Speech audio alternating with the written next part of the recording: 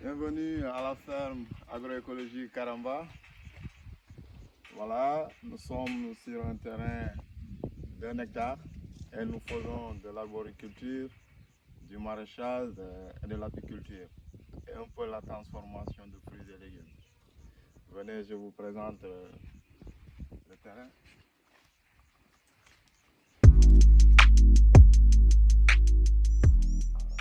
Voilà, je vous présente notre Mandela Spiral.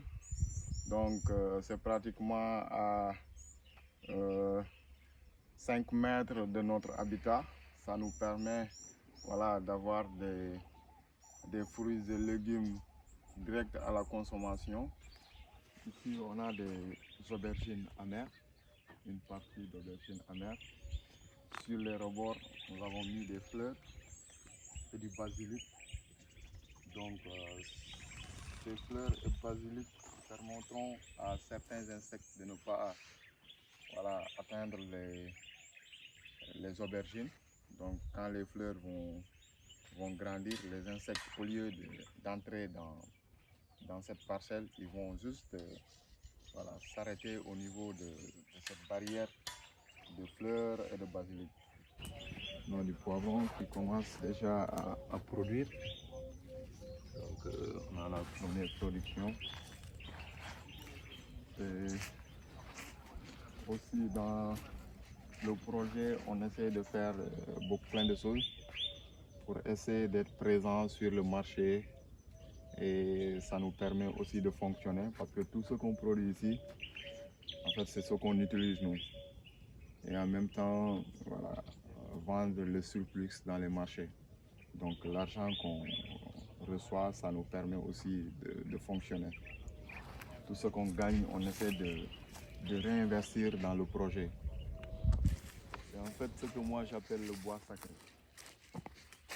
On a laissé un espace naturellement où on ne va pas couper pour voir ce que ça va donner. Donc le terrain là, c'était comme ça. Donc on a préféré laisser cette partie, on la garde jalousement. Et moi, je fais de l'apiculture dedans. C'est mon rucher. Si tu regardes bien, il y a des ruches à l'intérieur. On n'a pas de tenue, c'est pourquoi c'est un peu dangereux. Tu vois, il y a des ruches qui ont déjà des abeilles. Donc ça nous permet,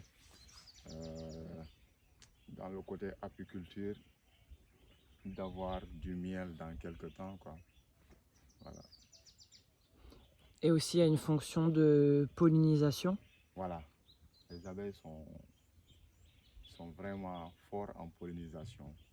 Donc là, le matin et le soir, tu verras qu'il y a beaucoup d'abeilles qui vont venir au niveau des cultures et ça joue un rôle extraordinaire dans la pollinisation. Donc les abeilles, c'est des espèces à vraiment protéger. Là, on prépare un terrain pour la tomate. Vous faites des tranchées là? Ouais. Pour les tomates? Pour les tomates, c'est une expérimentation. On a l'habitude de faire des pokés. Mais bon, il est bien d'être polyvalent, d'essayer de voir d'autres. Il s'est trouvé que pendant l'hiver, pendant les mois à venir, il fera très chaud. Donc avec ces techniques, je crois qu'on aura moins à arroser. Parce qu'avec les tranchées, il faut mettre de la paille, mettre de la matière organique, un peu de sable. Et quand tu arroses, ça peut contenir pendant 48 heures.